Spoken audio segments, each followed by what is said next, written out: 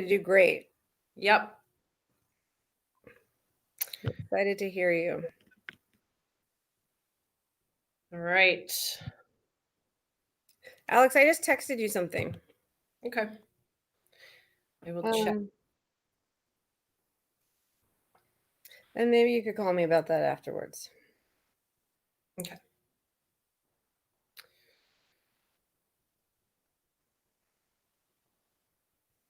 All right.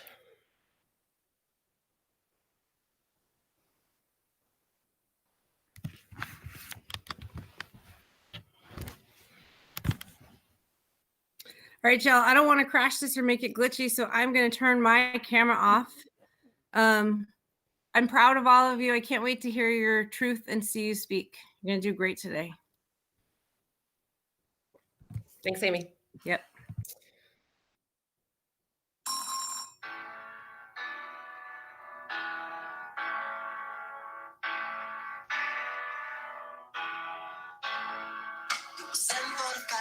On the line, teacher Miss Kathleen. First was Kevin, then came Lucy. Third in line was me. All of us were ordinary, compared to Cynthia Rose. She always stood at the back of the line, a smile beneath her nose. Favorite number was 20, every single day. If you asked what she had for breakfast, this is what she'd say. Starfish and coffee, maple syrup and jam, butterscotch craft.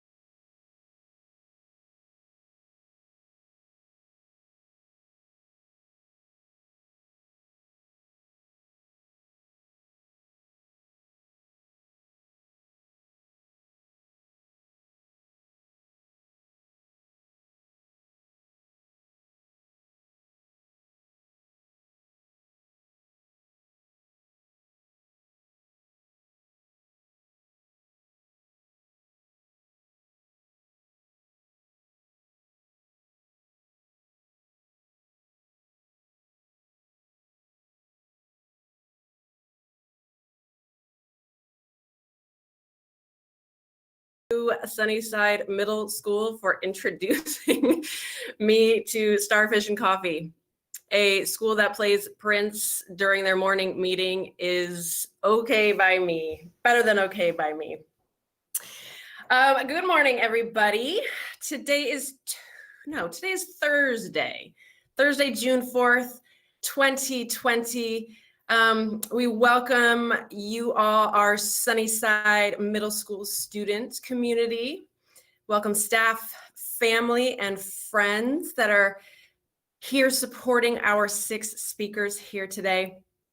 Welcome and thank you to the folks that are watching on our YouTube channel right now, or streaming right now, or watching later. We so appreciate you, and Eamon Nairi Klein for facilitating that and making sure that happens. Thank you, thank you. We have 6 speakers today. I'm so excited to introduce and have you listen to speeches by Manu, Cassius, Newton, Naya, Alex, and Simon. Before we do our sound and mic check, though, I just want to say this is our second to last day of speeches. Michael will be wrapping us up on Monday. And I would be remiss if I didn't say thank you to all of you, to our 6th and 7th graders who sit here and in solidarity and support the 8th graders every day as they speak their truth to us, as they vulnerably stand up and let us know who they are. By being here, sitting here with us, you're speaking volumes. Like I said the other day, you don't have to be loud to get a message across. Simply by being here, we really, really appreciate it. And to the 72 8th graders who have either already given a speech or who are about to give a speech, the word thank you isn't enough. Your speeches are like gifts to us every single day. You share yourselves, your vulnerability. You talk about your fears, your passions, your diagnoses, your dreams, your families, what gets you out of bed every day. And to sit here and just open yourself up to us like that, it's incredible. So please know that we do not take it lightly. We love you, we care about you so much, and we are so grateful. I am so grateful. This community is so grateful for you. So let's do it. Let's do it. Let's get this going to our 6 speakers today: Manu, Cassius, Newton, Naya, Alex, and Simon. Let's do mic and video check. Manu Quintero, how are you? I'm good. Good. Good to see you. Hey, Manu, I hear that basketball might be coming back. Yeah. Did you hear that? Yes. Do you have a favorite team? The Lakers. Oh, do you have a favorite player on the Lakers? Alex Caruso. Okay. All right. All right, Manu, thank you so much. We're going to hear a little bit from you in just a little bit. Thank you so much for being here. Cassius Lake, how are you? I'm good. Awesome, Cassius. Good to see you. Cassius, what is something that you're looking forward to doing when the quarantine's over? Probably go swimming with friends. Oh, yes. Yes, I'm with you. I hear you. All right. Good to see you, Cassius. We'll see you in just a little bit. Thanks for being here. Newton Bopfavong, are you here? Mm-hmm. Yo. There you are. How are you? A little bit nervous. Yeah, that's all right. Thanks for saying so. You are not alone. That's a common response from lots of our 8th graders who are about to give their speeches. Newton, did you have breakfast today? Yeah. What did you have? I just had some Lucky Charms for cereal. Yeah, I love it. Do you use milk or some sort of milk, or do you just eat it dry out of the box? I put in milk. Cereal first. Got you. So glad you're here, Newton. We'll see you in a little bit. Thank you. Thank you. Naya Thompson. Hi. Hi. How are you? I'm kind of nervous. Yeah, that's all right. You're going to do great. Naya, thanks for being here. Now we can see you. You moved away from that window. Good job, Mom. Hey, Naya, do you have a favorite quarantine snack that you've been snacking on? Yeah, either like apples or cucumbers. Mm-hmm.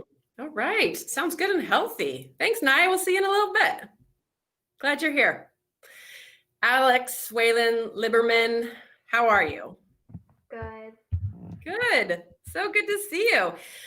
Alex, have you been listening to any music lately?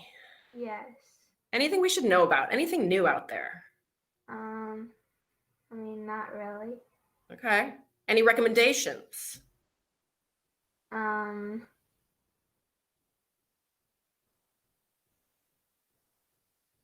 Blood Water by Grandson. Okay. Thank you. I put you on the spot there. Awesome job. Awesome job. So glad you're here today, Alex. Good to see you. Good to see you too. Thank you. Simon Millay, how are you? Hi, I'm good. Good. Good to see you, Simon. Hey, Simon, what are you looking forward to doing after the quarantine is over? Hang out with friends more.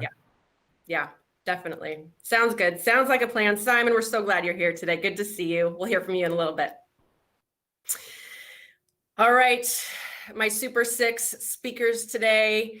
Thank you so much for being here. Thank you so much for being brave and courageous and sharing your truth with us today. We are here for you. We're sitting in solidarity. We love you, and we look forward to hearing from you. Manu Quintero, you're up. The space is yours. Okay. Change. It is something that is unavoidable. It doesn't matter how much you don't want it to happen. It is something everyone will experience in their lives for better or for worse. Change is something I have had many encounters with in my life. I've moved 7 times in my life, and I've lived on 2 different sides of the coast. Not to mention, I have a total of 7 siblings. While there's been a lot of change so far in my life, none of it has really been that bad. At times I was reluctant to it, but over time I learned to get used to it. For example, I had to move from Baltimore to Portland. At first I had mixed feelings about it. I really didn't want to leave my friends behind, but at the same time I was excited for something new. The worst part about this, though, was that we had to leave in July, which was my favorite time of the year to hang out with all my other friends. I said my goodbyes, and that was it, and I haven't seen any of them in years, but I think it is essential to be able to move on. While it may seem as if change is a rare occurrence, it affects everyone on a daily basis. It influences everything around you, including yourself. With this being said, it is often hard to be aware of it, for some change becomes prevalent in people's lives when they lose something close to them. And change is often felt when something is shifting from one thing to another. Take right now, for example. We are living in the midst of a crazy pandemic, and I am presenting my 8th grade speech through a video chat. There are definitely quite a few issues that plague us right now, but I think with this change, it has also brought several positive influences. I think when there is change, it can be just as valuable to focus on the positive aspects than to face the negative. This may be a very dramatic and bizarre example of change, but it's not like change can't be your brain just deciding it wants to do something different. So that means it can be just as exciting as it is random. On one hand, there's all the heavy stuff that I just talked about, and on the other hand, there's change that I went through recently when I decided to sleep facing my wall instead of my door. That to me is what is fascinating about change. It is constantly there, which is kind of weird as well. And another thing that change can do is make you really frustrated. When I was in 5th grade, I had a really fun time with all the kids I had just been getting to know, and then all of a sudden we moved to another part of town. At first it was fine because I would get to stay at my current school for the remainder of the year. But when I found out I'd have to start middle school at Sunnyside, only knowing one other person, I was not thrilled. And I still think that based off of my experience here so far, it is well justified. While I'm not always excited to be here, I can't deny that I have learned a lot. Things that seemed so unimportant and boring before became a part of my everyday life. Although, for me, the best part about coming here was getting the opportunity to go on field trips almost every week, and in addition to this, I've gotten to go on a few marine bio trips, but Catalina got canceled, so I didn't get to go there. So with all this being said, I think plenty of good can come out of change. Now that all the negative change is out of the way, I want to focus on the positive change that has impacted me. Moving to the Sunnyside neighborhood kind of sucked at first because I wouldn't be able to see most of my friends that much anymore, but as I started to build connections with the people here, I realized that this is the place I want to be. There are so many fun places to go. It doesn't matter if you want some good food or you want to play basketball. There is so much to do, you can pick from anything. With that being said, I think the most valuable change in my life was quitting soccer to play basketball. Ever since I was in preschool, the only thing I wanted to do was kick a soccer ball. And over the years, I have played for a lot of different teams, ranging from the club level to just lessons. As I started to progress, I began to enjoy the game less and less to the point where it became a chore. This was around this time, which was about midway through fourth grade, I took my little interest in basketball and ran with it. I knew whenever I stepped out onto a court, I was bound to have fun. So I decided to try out for a basketball team, and when I made it, I took it really seriously, and unlike soccer, I was having fun. Right before sixth grade, I decided to abandon soccer and completely focus on basketball. And to this day, I think it is the best decision I've ever made. I don't really care if you've been giving this speech any thought at all, but I think you can actually take something away from this, unlike most other things I say. My final point is that change is to be embraced with compassion and determination.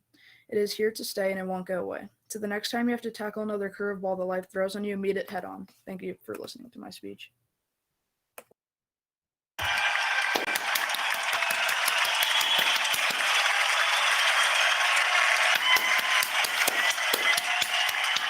Woo, Manu!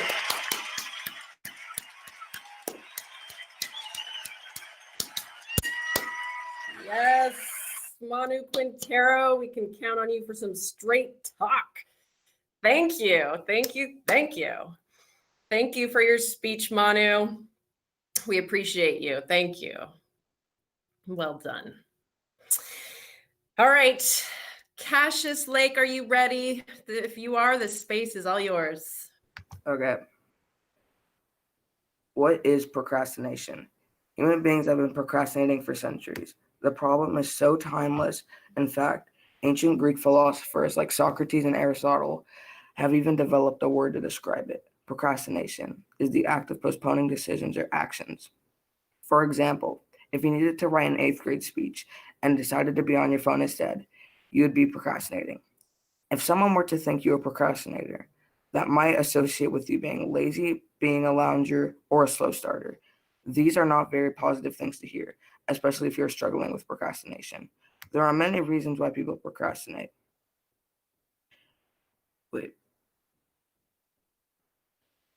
I'm going to share some of those reasons with you, as well as share why I procrastinate and my plan for the future for knowing this information. People who procrastinate are all kinds of reasons. They may have disorders like depression, anxiety, ADHD, or they could be feeling overwhelmed and fear they're going to fail. They may lack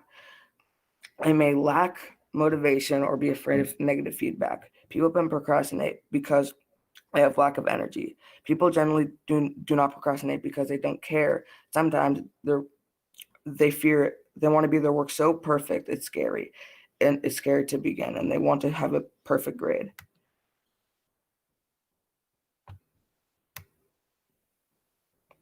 For me, I lack motivation. I don't forget what is assigned, but usually there are other things that are more motivating. I like to live in the moment and spend time with my friends. It's not that I won't do the work, I just don't see why I should do it until I absolutely have to. I will keep telling myself that I will do it later until there is no later, and I have to get it done, most of the time. Unfortunately, this means I don't get the best grade, and I always feel like I'm rushing everything to the end. This is something I want to change about myself going into high school. For this speech, I did some research on how best not to procrastinate, and there are a lot of strategies that I did not know about, and I found 3 that I plan to try out for next year. One of them is to eliminate my procrastination pit stops. What that means is that I need to work in an environment of free distraction, which includes putting my phone away. I don't know about you, but it's hard for me to concentrate on my homework when my phone is getting texts. Second, I will use a planner every day. This is where I will write down my homework and make a plan on when to do it.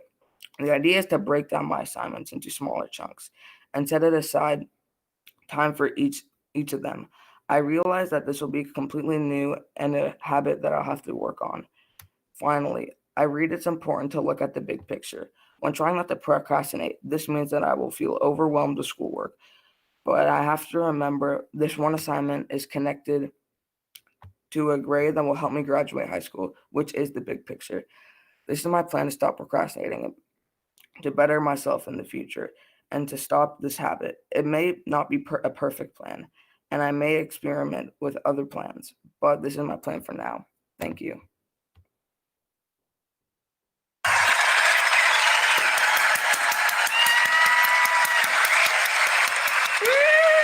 Cassius!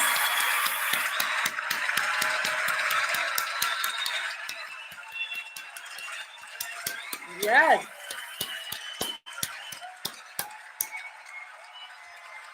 Ooh, Cassius, I don't have a cowbell like Michael does, but if I did, I would be hitting it for you today. Great job, Cassius Lake. Thank you so much for your speech today, for sharing that part of yourself. We're thankful. Thank you, Cassius. Good job. Good job. All right, moving on to our third speaker today, Newton Bapfavong. The space is yours. All right. Acceptance. I believe that it is an obstacle that every and any person may encounter throughout their lives. Whether it is when you're at a party with a bunch of family that you may not know but try to fit in. May it be playing a game of squads in Fortnite with some total strangers and try to fit in with them. Well, for me at least, I faced acceptance during my journey throughout Sunnyside when recess would come. Every day, I would come to the basketball court and talk or play on the court, not only because I liked playing it, but also because I would feel accepted. The court was a place where you could easily talk to others while playing a game. It was also a place where you could achieve something like making a full court shot into the big hoop, or simply just making a three-pointer, and then being congratulated. Those feelings were simply some of the best out there. Playing basketball was my way of feeling accepted by playing the same game that others were. I started to face acceptance in every grade, every class in middle school. When I began sixth grade, I started to feel self-conscious of myself. I started to get worried about whether or not people in my class would like me since I hadn't known many people in the higher up grades, unlike others might have through their older siblings. I faced that challenge that everybody else would have in life, where the question, will I be accepted? Would others let me into their friend groups? Where I would be scared to talk to people I didn't know well just because of my fear of being rejected or ignored, to be embarrassed in front of the whole class. And although I did make some friends in sixth grade, I could still feel myself holding back from others. But then I started to feel change when I had entered seventh grade. I started to feel pressure of change. I started to notice how much the school had started to transition. People had started to shift their clothing style, their personalities, just so that they could feel accepted, to fit in with the others who were also transforming. It was like the whole school community had completely shifted. This was the time when I also felt a change in myself. I started to open myself up more to others. I started taking risks that I would not have before. I started to become more outgoing, pushing myself to start talking to others that I hadn't talked to before. I started to actually be myself out in class, where in sixth grade, I wouldn't have. And now came eighth grade, the last year that I would spend in Sunnyside as a student. During eighth grade, last year, during eighth grade, the year that you would spend the most social pressure in, you would start to feel the amount of homework flowing in. You started to feel the pressure of high school coming and wondered, would you be accepted there? Transitioning into high school was basically a whole new start, but I didn't have the time to think about that. I had to think about now, the present. I now had started to feel the pressure of responsibility and to be a positive influence. This felt strange because I was always used to being the one who looks up to people. But now I look at where I am. I'm looking around to see that this is just another year of school. Throughout my journey of Sunnyside, I felt that I had learned something. I felt that I learned that sometimes friends can come into your life, but they can also go. But I also learned to accept that that's just life.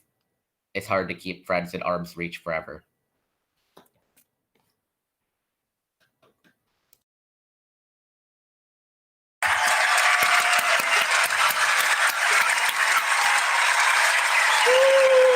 Newton.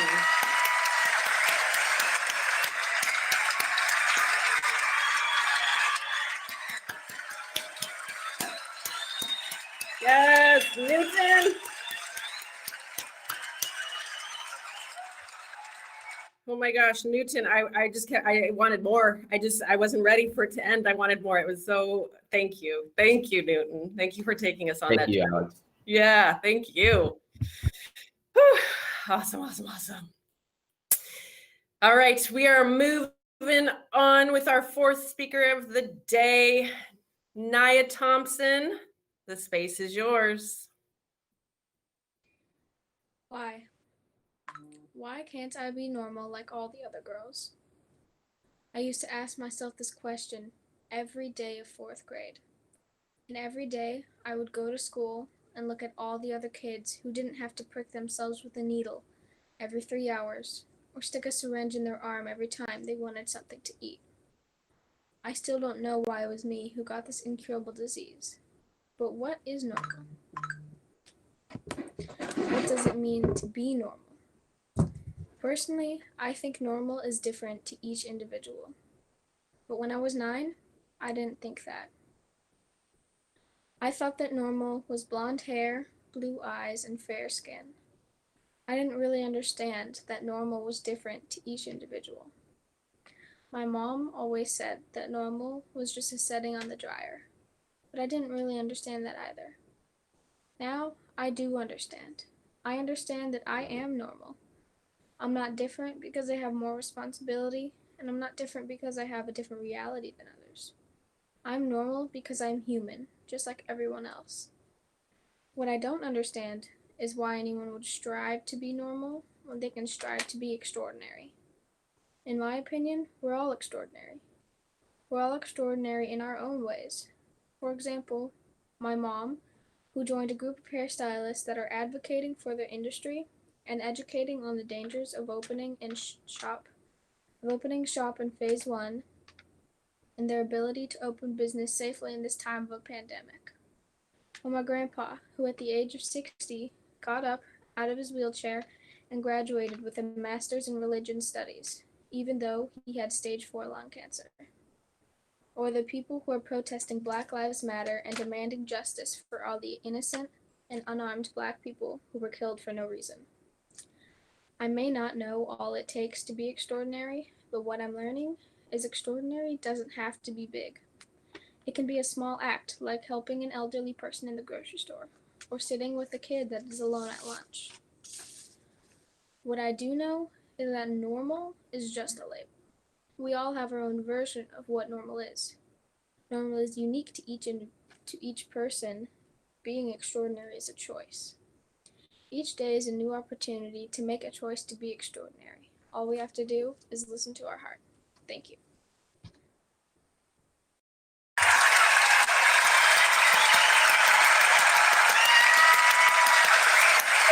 Naya!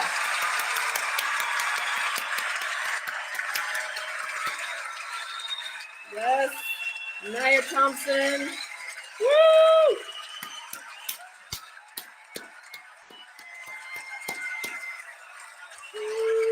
Yes, Naya Thompson, you are extraordinary. You're already extraordinary. Your speech was extraordinary. It was fantastic. Thank you so much for sharing your journey with us, Naya. We appreciate that. Great job. Thank you, Naya. Oh my goodness. All right, 2 more speeches. We're doing awesome. Thank y'all for hanging in there. Stand up and stretch if you need to. But we're moving to Alex Whalen Liberman, if you are ready. Okay. President Obama once said all people should be treated equally, regardless of who they are or who they love. I believe that everyone deserves the right to a safe space where they don't have to be afraid, where they don't have to hide who they truly are. For me, this is QSA. QSA, also known as the Queer Straight Alliance. This is a place where everyone is welcome except for people who are homophobic. QSA is a place where I can be with my friends. It's a place where my friends are. QSA is the place where I learned that you shouldn't be afraid to be who you are. To be honest, I haven't ever really felt female. I mean, when I was really little, I didn't really know what it meant to be queer. I thought that it was the name of a place where big kids and adults went. But at the age of 6, I finally realized that it wasn't a place at all. It was how someone identified. At Sunnyside, there are some people who I think don't understand what QSA is, and they make fun of it. This makes me feel uncomfortable and upset because I can't change how I identify. It's who I am, and QSA is my community. QSA is different from a classroom because it's a place where mainly people who are in the LGBTQ community go. It's where those people can be together. It feels good. A place where you can be open about how you are feeling. We made an agreement that we won't talk about stuff outside of QSA. That what we say in QSA stays in QSA. It's a place where we can talk about what's going on in our homes, where we can help each other and talk about stuff and know that it's not going to be shared with people outside our group. The moment I walk into QSA, I immediately feel happy. If I could snap my fingers and get anything I want, I would ask for equality for everyone in the LGBTQ plus community. Everyone would have access to respect and safety in the world, free of judgment and mean ideas. That teachers, other students, parents, and people in general see us as not a problem, but just as a full normal person who is their equal and as a human being. LGBTQ plus people wouldn't have to feel unsafe. I want the world to be a safe place for everybody. Thank you.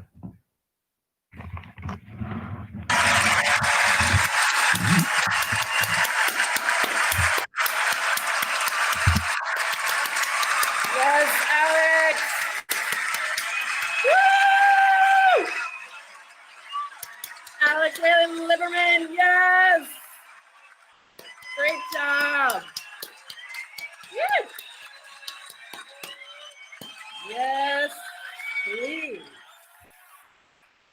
Great job, Alex. Thank you so much for your bravery. We love it. We hope that for the world as well. And the world is already a better place with you in it. So thank you so much for sharing that with us. Whew! Yes. All right. Last speech of the day. Simon Mole, the space is all yours. Have you ever not wanted to do something so bad that you put it off until the very last second? Well, I do all the time. I'm just now starting to write my speech at Winna's house 4 days after it was due because I've been putting it off for months. I think my reasoning was, well, if I don't think about it, it doesn't exist. Honestly, I'm not even that nervous about giving the speech. I just had no idea what I was going to write it about and was afraid that once it was my turn to give a speech, I would have no speech to give. My conflict is, I want a good speech, but I don't want to try. Putting this off for months just made it more stressful and seemed like a way bigger deal than it really is. It would always be in the back of my mind, and I'd tell myself, I still have 2 weeks, I'm fine. But when 2 weeks turns into 1, and 1 turns into 5 days, it gets hard to actually think about sitting down and writing it. It's hard not to end up in this loop, and I'm trying my best to break this habit. I have lots of examples of procrastination in my life, but other than this speech, the biggest thing I procrastinated was telling my dad I wanted to live in my mom's full time and not his house anymore. I've always been more happy, had more freedom, and was more understood at my mom's. I put off telling him for years and was miserable at his house because of it. Even though I knew this was what I needed, I was afraid of hurting him and or him getting pissed. I felt like I couldn't be myself at his house, and not being yourself is really exhausting. It was constantly on my mind and got in the way of school, friendships, and good mental health. I eventually just sucked it up and told him how I felt, and it was so worth it. He mostly understood where I was coming from and that this is what I needed. I now live with my mom's full time, and other than this virus, I'm happier than I've honestly ever been. Middle school has taught me a lot, but the biggest takeaway is that when you know you need to do something that's hard, Sometimes you have to suck it up, take the risk, and rip the band-aid off, even if it's hard and feelings might be hurt in the process. Trust me, it's worth it, and definitely a less stressful way to live. Realizing this is already starting to change the way I approach school, friends, and overall obstacles in life. Thank you.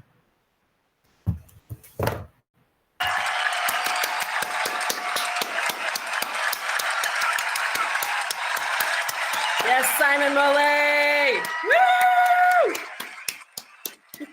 Yeah! Woo! Thank you, Simon. Yes, thank you, Simon. Thank you for speaking your truth to this group of 200 people. We're so glad that you found your happiness. So thank you, thank you.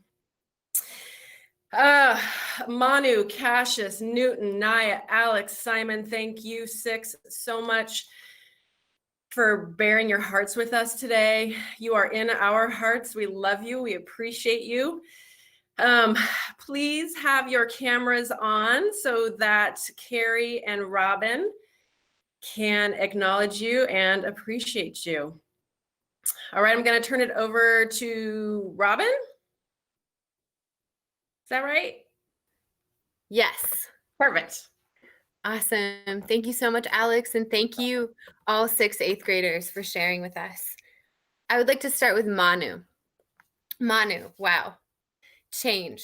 What a profound topic to tackle in your speech. You share the many changes in your life, from moving, new schools, shifts, losses, and gains. Hold on, everyone. I'm sorry. Shifts, losses, and gains. You beautifully highlight for us the way that you personally move through changes, and then you focus on the positives. Thank you for your ultimately uplifting speech. You nod to human connection and how important relationships are throughout change. Manu, I'm so proud of you. You rocked your speech. Thanks for sharing your voice. Simon, your speech examines procrastination and the importance of thinking through all angles of hard situations. You share your personal experiences with us and what you're learning as you move through this crazy world. I'm so proud of your courage and vulnerability and your hard work. I wish you nothing but the best moving forward, Simon. Congratulations in completing your speech. Naya, your truth is so real. It's so honest, and it's deeply inspiring. You define normal, and then you turn that idea on its head as you challenge us to reach for extraordinary. You cite your mother and your grandfather's extraordinary moments in life as a light guiding you to become the powerful human you're growing into. Naya, you're extraordinary. You will move mountains. Keep drawing, keep writing, and keep challenging all of the injustices and oppressive structures in this world. Your kind acts really do brighten up this crazy world. I'm so proud of you. Thank you all. Over to you, Carrie. All right. I think I got it. All right. Newton, I can't see you, but I'm talking to you. Oh, I do see you. Hello. Thank you for your words, Newton, and for giving voice to a concern that many, many people experience. The question of, will I be accepted for who I am? You found recess in the basketball court to be a refuge where conversation came easy and the best feeling of being congratulated for your efforts during the shared experience of playing the same game. I remember seeing you out there. Middle school provided new challenges and many questions about how you'd be viewed by others. There was pressure to change and fear of being rejected. In the uncertainty, you took risks and you put yourself out there. And that's way harder to do than many people think. As an 8th grader, you felt the pressure of responsibility and other people's expectations for how you were showing up and the influence that you would have in your community.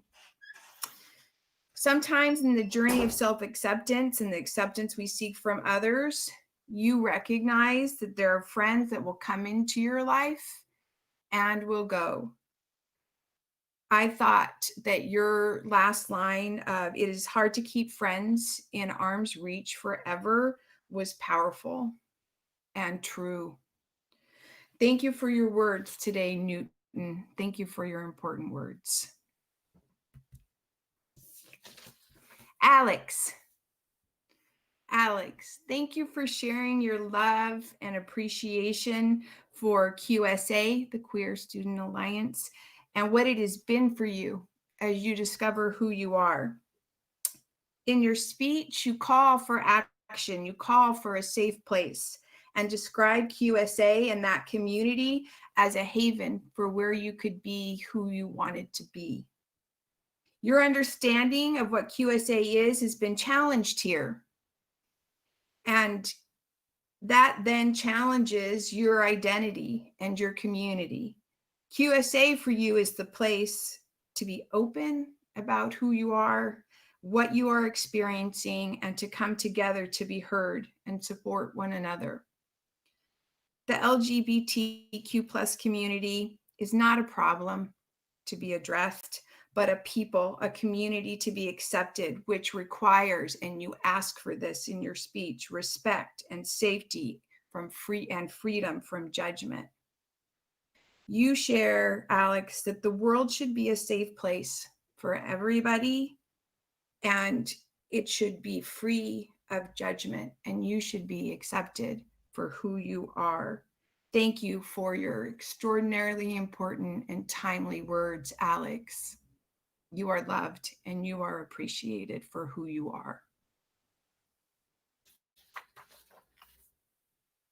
Cassius. Hi, Cassius. Thank you for sharing the multitude of reasons that people procrastinate, and for pointing out what I thought was super important for all of us to recognize, that it's not for a lack of caring, but in fact, absolutely the opposite of that often. And your words serve as a reminder for anyone in education, myself included, to check the assumptions that we may have about students coming through our classrooms, and to find ways to partner with students to support their efforts in getting over the hurdle of beginning, or of taking the first step. So thank you, Cassius. Thank you for that. Understandably, you prefer time with your friends, and yet you know that as you move to high school, you're going to need strategies for that increased workload, which you share here. I love your closing, Cassius. You have a plan. You have a plan for now. And now is such an important word. You're willing to experiment. You're going to see what works and what doesn't. And then you'll try another plan. And that willingness to be flexible and to figure out and what exactly is going to help you address getting started in high school is so important. And I hope that people that have talked about procrastination, it's showing up as a theme. And I think you have added yet another voice for all of us to be considering. Your words are so important, Cassius. Your words matter. Thank you so much. In closing, I just want to, I know we say it every day, but I leave here every speech with so much to consider about my role as a human and my role as a teacher. And the power of all of your words is something I carry with me all day long, and hopefully into the next community of students. This is a post that I'm going to share with you from Kiese Lehman, who is an educator and an editor and a writer. And some of you have heard excerpts from the memoir Heavy, and some of you have heard sections from How to Slowly Kill Yourself and Others in America. And yesterday there was a post that I saw that made me think of words, your words, speeches, the importance of them. And this is, these are his words. And he's showing two metal tags with sentences that are engraved on them that he's wearing when he's saying these words. I wear two sentences around my neck. One from Lucille Clifton says, they ask me to remember, but they want me to remember their memories, and I keep on remembering mine. The other from James Baldwin says, the very time I thought I was lost, my dungeon shook and my chains fell off. I don't believe in superheroes, but I believe in super sentences. These sentences around my neck are both affirmation and warning. They are ink balms during storms and respites during loneliness. They got me through heavy, and they will help me get my family through the summer. People and their sentences save people and their sentences. People and their sentences humiliate, torture, and kill people and their sentences. My sentences and my actions have done both, and I want us and our sentences to live dynamic lives draped in tender touch. I want us to revise alone and create together. What super sentences have kept you alive, kept you fighting for the good love you deserve? If your super sentences have yet to be written, write them, please. We need to live. We need to revise. It does not have to be this way. So thank you to Mr. Lehman for his words. Thank you for all of your words every day. You are all so appreciated.